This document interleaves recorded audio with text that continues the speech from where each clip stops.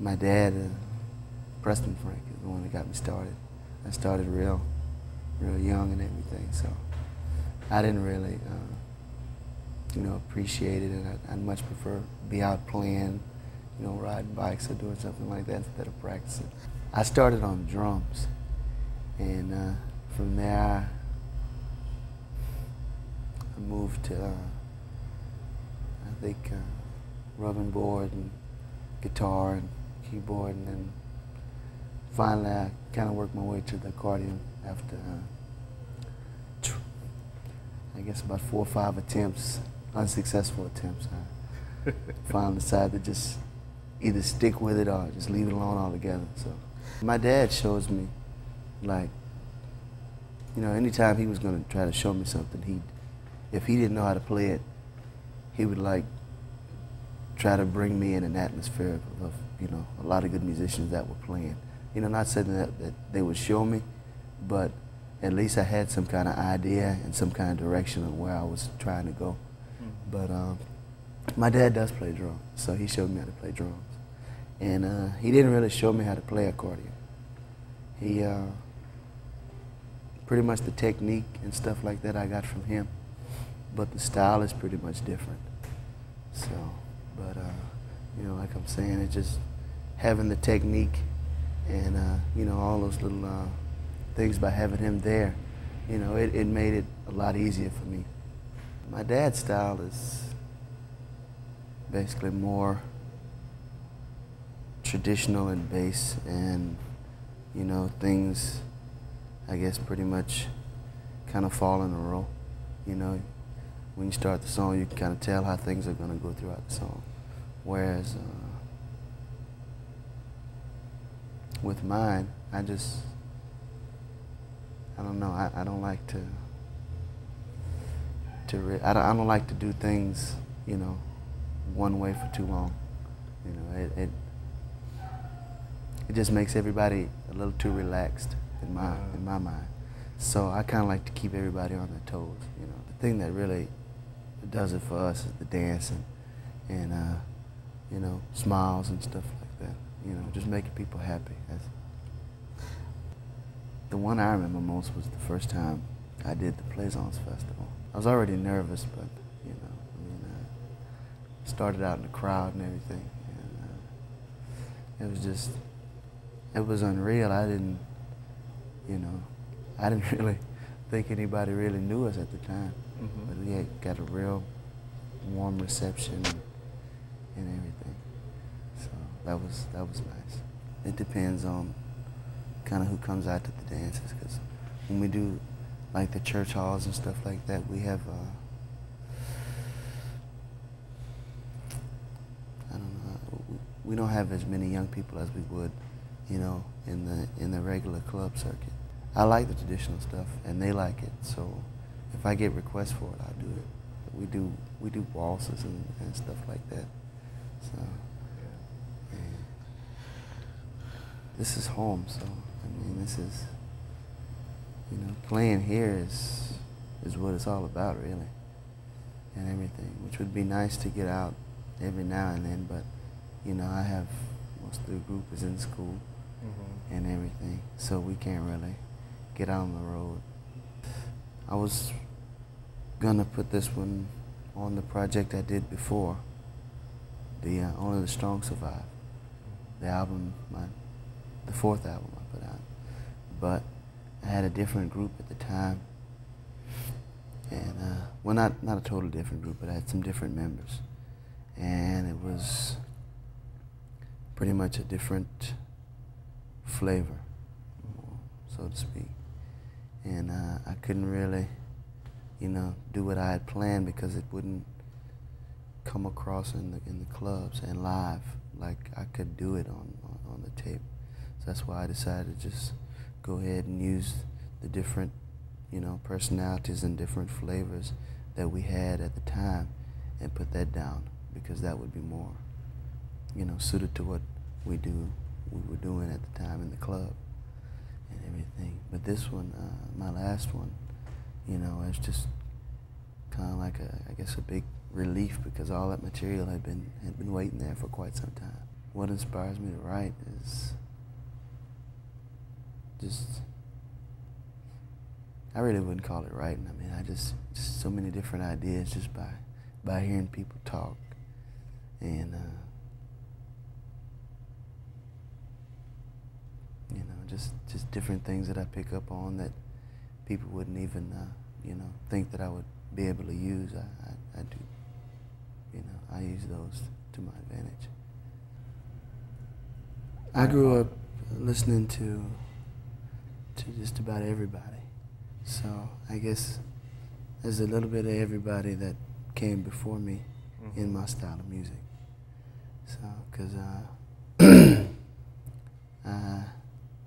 you know, just having my dad, you know, be a musician, I mean, he would listen to everybody. So, you know, in turn, I listen to everybody. But, you know, there are those people that, you know, that stick out in my mind that made the biggest, you know, contribution to what I do. Like my dad, of course, and Clifton, Buzu, John, and there's so many, you know, because this and that. But I don't know, I guess by listening, if I hadn't been able to listen to what was in the past, I wouldn't be able to, you know, do what I do now. When I was coming up in high school and everything, you know, this was the time where, you know, all the people my age had like the big speakers in the cars, and, you know, everybody was like, you know, bursting windows, and, you know, not to mention, I was in high school band in high school, and marching band, and I played the bass drum. So I've always been fond of bass and everything. So I when I mix, I have a lot of low end. You know, I tend to make things rattle, or try to at least. I started the Swallow Zydeco Band back in 1987, and which it kind of it underwent a lot of changes, because at first it wasn't really just a Zydeco band. You know, we used to do talent contests and birthday parties and stuff like that. We did R&B, top 40, rap, all kind of stuff. And then the way we started playing Zydeco is my little brother was the designated accordion player, because he was the one, he's been playing longer than I have. So he was the one that was the better out of the two of us, which probably still is the better out of the two of us. But so he would, you know, do the accordion, and you know, my sisters was on, you know, was on bass. But even before that, we had it was just accordion, a keyboard player, and a drummer. Just three of us, and we did different things. And then my sister officially joined the group my last year of high school in '90, and you know, from there, you know, the group kind of just, I guess, yeah, everybody went their separate ways after graduation. And then we got started doing, you know, little birthday parties, family reunions and stuff like that, you know. Just kind of like, yeah, sidelining with my dad, you know. My dad would let us play at intermission and everything. So that's kind of how we get started. And then July 1990 is when we just sat down and, you know, decided, well, we're gonna stick with Zydeco. And so my sister on the bass, my brother on the drums, and me and a keyboard player. And finally I found the rubboard player. And from there we went like a year before we could find a guitar player. So then we got a guitar player, everything kind of just fell together. And I always, from I guess 3rd, 4th grade, I always wanted my own band. I don't know why, I just did. I didn't know whether it was going to be Zydeco or if it was going to be, you know, whatever. but I just wanted to have my band. So I've never been really too fond of really, really big bands, because that's really just too many different personalities. And just doing my own mixing, that gets to be kind of wild out in the house sometimes. So always just like, you know, I've always have to have at least 5, you know, including myself. You know, drums, bass, guitar player, and rubber player and accordion. So on the bass in my band is my sister, Jennifer Frank. She's been with me the longest. And on the scrub board is I have kind of a new guy. His name is Curly Chapman. He's not really a veteran yet, but he's doing a real good job. He's from Eunice. And on the guitar, been playing for years on end. He's been playing as long as he can remember. Is George Atlee from Ville Platte, but we just kind of shortened it, you know. Just gave him the name George Lee. Mm-hmm. Yeah, it fits him a little better and everything. On the drums, he hadn't been with me quite as long as Jennifer, but he's probably one of the biggest assets to the band would be my little brother Brad, because I've been pretty hard on him.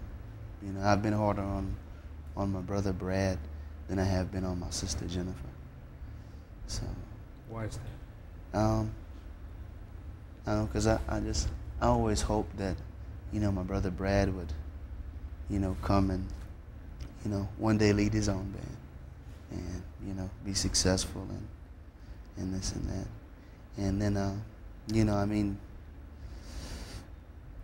I focus a lot of emphasis on drums as well as bass, but drums more. And he started so young, you know, which we were all young when we really got started, you know, so kind of, I guess, got looked over, you know, as not being taken seriously, I guess. So I always, you know, I pushed him harder because he was so small. And, you know, he had to do a man's job, so I really pushed him pretty hard. In my mind, I think he's the best drummer I've ever heard. He's the best. Jennifer's the best. George is the best, and my scrub plays the best. But, you know, I think Brad, I mean, you know, you never really just get a chance to tell them this, but if they get a chance to see this, then they'll know. But Brad he's what I always wanted to be when I was on drums. Brad is consistent, and, you know, his timing is just, it's amazing. It's like a drum machine. And, you know, I mean, the stamina, because we do some marathons, you know, 5 hours. We've done 5.5 hours without a break. And Brad never stops. So, yeah. I guess that is a job in itself. Yeah. Yeah. So I think I have the best group in the Zydeco business today. If they could just get rid of that doggone accordion player, they'd be in good shape. Normally, I'm kind of like the bad guy, because I'm always the one, you know, I'm always trying to get the most that I can out of them. So a lot of times I'm the bad guy. So I don't know. I just, you know, I kind of direct where the ideas should go, and everything else I don't know. I guess that's about it. I drive and I'm somewhat a mechanic, and I'm a technician. I get stuff fixed and this and that. So I guess that's You're the leader who puts it all together. It's been really hard because you know, we've had problems, and I think everybody goes through problems. You know, every group out there can't, you know, has been through some type of trial or another. But it's been pretty rough because for, I guess, about almost a year, my sister wasn't playing with us. So that was pretty hard just getting accustomed to. And my scrub boy player I had for such a long time, you know, pretty much in about the same time my sister wasn't playing.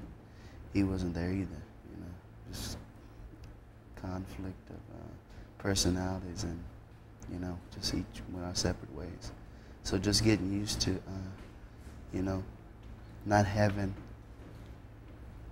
something there that had been there, you know, for such a long time. I mean, that took a lot of adjustment and everything. But, you know, the secret to what's, you know, keeping us together now, you know, which I'm glad I have, you know, this group back together now, you know, like we have it here now, is, you know, the two things I could say that are keeping us together would be God and my mom. So, yeah. And my dad too, but Dad works on the weekends most of the time, so he doesn't get a chance to come out too often. But my mom kind of oversees that everything works out. She's fuel for the fire. She keeps everything going. Sometimes it gets kind of discouraging and, you know, think about giving it up, you know, sometimes, but... and that has happened? Yeah, just different things happen, and my mom just, you know, being the mom that she is, she just, you know, kind of like takes everything and puts it in a different light. Right. You know. And I know so many people on a first name basis, you know, on a personal basis. So, I mean, you know, now I've been playing here long enough now to where, you know, I guess about half the people that come to my dances I know them, you know, personally. So it's more or less not really like a dance. It's kind of like a big family reunion every weekend. Mm-hmm. So there's so many wonderful people here. The place that really I was surprised that I'd never really been there. And it really surprised me that, you know, people knew the music as well as they did. Because we went out to Houston and we did something for Juneteenth. I think this was '95. This is the first time I played with the Swallows Attica Band in Houston. And I mean, people were singing the songs and, you know, people I had never even seen before. I mean, it was just, it's a strange feeling. I didn't really, you know, I guess I didn't realize that the music was being put, you know, as far out as there and, you know, even further. You know what I mean? I just thought it was like, you know, just here in Louisiana. The reason I don't take breaks is because I never could see the purpose of taking a break.